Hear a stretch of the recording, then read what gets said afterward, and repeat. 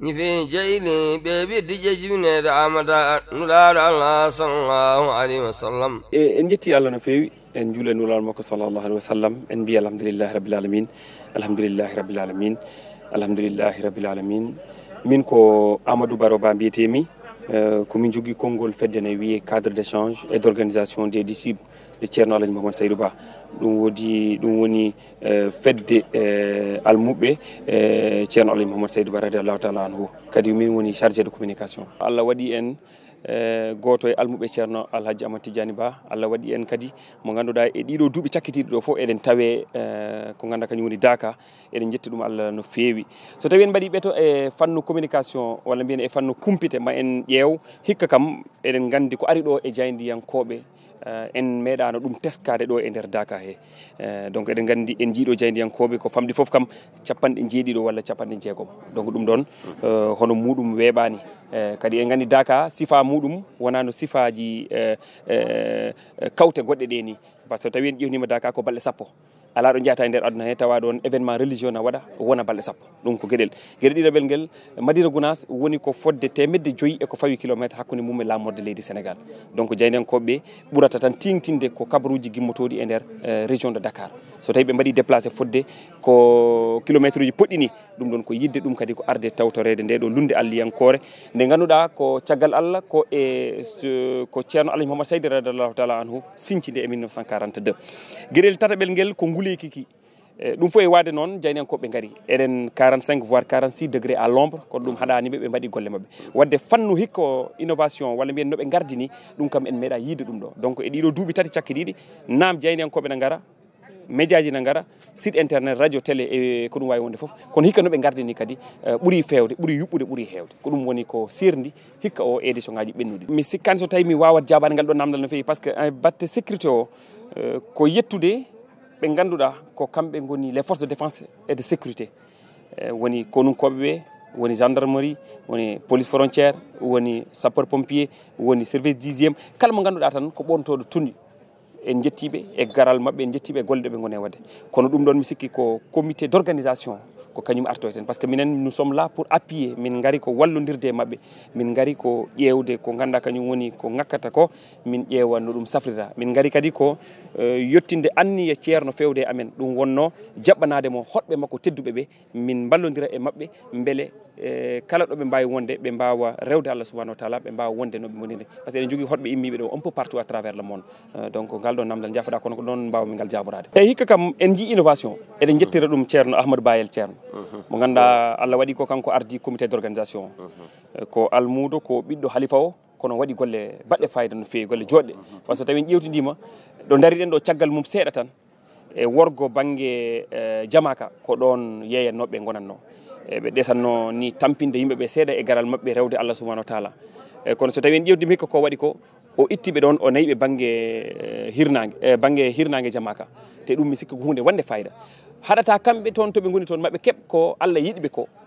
par ce que dewal Allah kadi golle ko hen tawa, golle ɗe ɓe goni e wadde ɗe ma waɗɓe permettre ha ɓe ndewa Allah no hannirta ni. Kono kadi hen sahaji so posuji ɗi mbaɗi hunde ma ɗum kadi walle an garɗo yeyde o économiquement parlant keeɓa. En ngala ɓeeto du point de vue statistique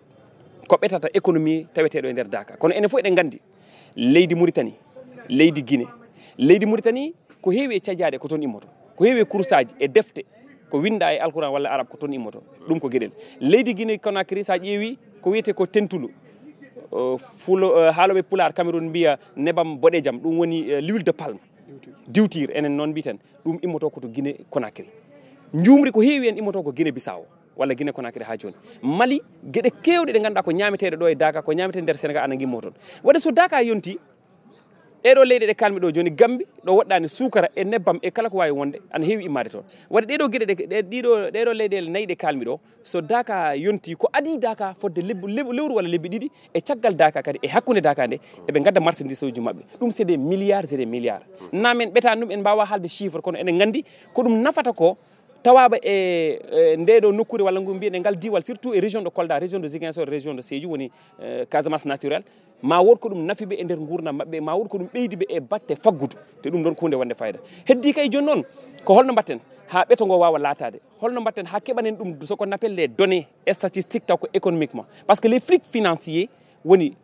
jeygulu ɗi to gimmoto to e to payto ɗum ko hunde nde ganduɗa laamu ngu ana foti wallude en ha ɓeten ɗum no hannirta ni par ce que tawi en ɓeti ɗum ko ɗon gandeten oɗo économie holno poɗɗen mo tamborade ko ngakki ko ɓeyden ɗum ko ɓurti ko ƴeewen no gustirɗen ɗum mais e fannu kam économie franchement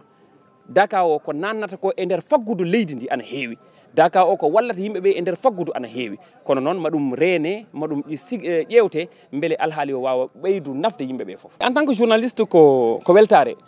wadde couvrir événement mo président de la république tawa kono en tant que journaliste ko weltare wadde couvrir Dakar mo Madina Gounass mi haali nane Diaydiyanke ana jogui gollal bangal fayida e ɗiɗo fannuji mbaɗi ni so tawi en ƴewtima le président de la république son excellence monsieur Bassirou Diomaye Diakhar Faye ko waɗi ɗo ko hunde nde jonnuɗen nde beltiɗen nde beltoroɗen kadi e kala saaha holko saabi ɗum idinoɓe makko ɗo sen ƴettiri tan ɗo woɗɗani ɗo guila 2012 ha 2023 son excellence le président Macky Sall Allah waɗi hitande fof mo ara omo tawe Dakar o wonda e men o julda e men o duwandira e men o yiida e ceerno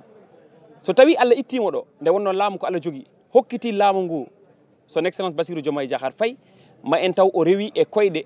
ardinoɓe mo e ɗeɗo golle donc ma en jiiɗon ko diine o woni ko wonaniɓe ma en jiiɗon ko l'islam o woni ko ɓe jiiɗi ma en jiiɗon eɓe keddi ha joni eko waɗeteno ko moƴƴani leydi ndi ko nde wonno enen Sénégal eɗen jogui yeru par rapport e leyɗele goɗɗe ɗe nous sommes un peuple un peu spécifique par rapport aux autres pourquoi parce que eɗen jogui calɗi ɓe ganduɗa en ñagade Allah kala nde fitinaji mbaɗi kamɓe daroto ɓe gona des régulateurs sociaux beele ɓe mbawa safrude ɗen caɗele ko wayno seremɓe men hono ceerno Allah Diama Tidiani Ba ko wayno seremɓe men hono Cheikh Amadou Bamba ko wayno seremɓe men hono El Hadji Malick Sy e woɓɓe ɓe ganda ɗum ko Allah hokkiri ɓe ngal ɗon gueɗal kanko Bassirou Diomaye Faye président horejo leydi ndi o andi ɗum o tini ɗum o hokkiɓe ngal gueɗal o ari kadi tawtorede Dakar ɗum enen en tant que almudo en tant que Diaydiyanke mbawɗe tan ko weltorade ɗum jettenmo ɗon jarnen gouvernement o foof e garal makko ɗo ko toɗɗa joni wonde horejo leydi ndi wonani hay lewru kono Allah hokkima ngal ɗon gueɗal donc o ari o tawtorede ndeɗo lunde alliyankore ɗum sikki ko yettude Allah no fewi ko wona ɗum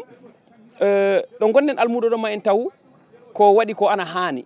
sa woni horejo leydi ardima yimɓe ardima leydi ndi foof kala kewnuɗo aɗa foti yaade toon ƴeewa ko kewnu ko par ce que garal makko ɗo ma wonan mo ɓeto o anda holko ngakki holko ala ɗo holko foti ɓeydede par ce que Dakar hitande fof koko ɓeydoto te ɗum ɗon kadi ko hunde wonde fayida sans me tromper automatiquement miɗen mbawi wiide min mbaɗi plus de 150%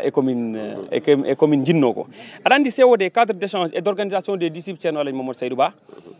ko duuɓi nayyi tan min keeɓi taw hikka wattata duuɓi 5 kono wonno ko yamirore min jahata wonno ko yidde ceerno min jahata alhamdulillah rabbil alamin kala ko min naati tan Allah no heewi wadde hen newuya minen woni fandare amen e Dakar o ko arde wallidde comité d' organisation wallude ɓe jaɓɓade hoɗɓe ceerno ɗo gonɗen ɗo yi caggal men ɗo immiɓe Turquie nan ɗo taw ko Chérifaɓe immiɓe Algérie nan ɗo immiɓe leyɗele goɗɗe nan ɗo immiɓe e nder Sénégal taw ko Allah hokkiɓe gueɗal ɓe ganduɗa eɓen ɗo immiɓe Mauritanie to wiyete Unfani nan ɗo eɗen gandi Mouhamadoul Hafas Allah waɗi ko toon o liɗi yanade makko ko ceerno Alaji Mamadou Seydou hoore mum yiiti nder yanade ɓen hande ɓesgu makko nan ɗo hitande fof koɓe aroɓe donc ko yettere Allah ɗum ko gueɗe ɗiɗaɓel guel ko wallude ceerno e kala ko ganduɗa koko yeyete e Dakar o foof rewa lawol sa ƴeewi juɓɓudi ndi min pawi hikka ndi kadi widema min gaddi innovation goɗɗo caleje ɗe ala komin guitti eko sosno Dakar en 1942 fewde hande kala ko ceerno Alaji Mamadou Seydou waɗatno halife général o ceerno Alaji Amadou Tidiani Ba ari jokki ɗum minen almuɓe mbiɗen pawi e ngal koyngal par ce que min jiiɗa haydara ko wayli ɗum kono min jiiɗi ko addude kesamago innovation ngaji eko nandi e muɗum par ce que yimɓe so gari rewde Allah ala kulli haali ɓe mbaɗane juɓɓudi noɓe ndewiri Allah ndiyam ma daro courant ma daro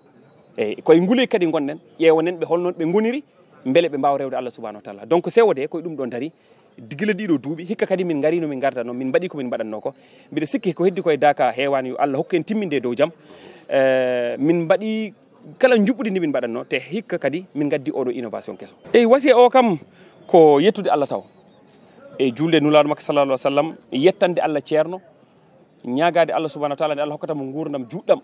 yadude e cellal ñagade Allah subahanahu wa taala kadi enen almuɓeɓe Allah hokka en kadi e kala hitande keɓen sembe e doole cellal wawde arde tawtorede nde ɗo lunde par ce que ko ɓeydare tan woni ɗo kala garɗo hikka so hitande nde arti arat par ce que a yi ma yi ɓeydare wonde hende wasiya goɗɗo o ko wiide yo Allah hokken hodde dow jaam goto men fof Allah hokka ɗum hodde dow jaam ha rutto e ɓesgu mum tawa toon jaam acca ga jaam yo sofraɓe mbaɗ seese ɓe jaara seese ɓe dognira seese ha mo kala yetto to fayto gueɗel ɗiɗoɓel ngel kala ko ganduɗa koko haɗeteɗo ha joni battanen hakkillaji men guele simmiji ko nandi he muɗum gueɗel tataɓel ngel ko wiide keddoɗen e yamirore duwa o ko altini subaka so Allah jaaɓi keddoɗen e yamirore no ceerno wiiri fof mbaɗiren noon e ganden kadi ko ɗum woni nafoore men yettude kadi presse o yettude jayniyankoɓe ɓe noɓe gardini heewi machallah waɗi fayida eyyi donc en tengtinat tan woodi fedde biyetede CJP nde ganduɗa Allah waɗi komin ardi ɗum woodi konde waɗi hen konde waɗi hen ko woni nde rendini jayniyankoɓe haaɓe mbawi wonde neɗɗo goto nde rendini jayniyankoɓe haaɓe mbawi andodirde ko ɗum waɗi hande kala ɗoɓe potti maɓe mbaw yaadude par ce que jayniyanke ana jogui ko wiyete ko carnet d' adresse ko ɗum woni busol jayniyanke kala ɗo gonɗa taw aɗa wawi hebde contact e leydi wondi foof aɗa wawi hebde contact e service bawɗo wonde foof donc ɗum sa heeɓi ɗum ma ɗum webnane golle ma donc ko ɗum woni ko CJP ari waɗi donc hande en jii jayniyankoɓe fottuɓe ɓe foof ma en taw koɓe gotum koɓe neɗɗo goto eɓe mbaɗa golle mabɓe no hannirta ni kadi ɗum mi sikki ko alhamdulillahi rabbil alamin yettude kadi dendagal hohoɓe walla ardiɓe Daka o e mbadi koptidinde yo Allah jundanen ɗum ɗo ya barka ñi fi jeyli ɓe ɓiddi jejjibinede amada nulaɗo Allah sallallahu alayhi wa sallam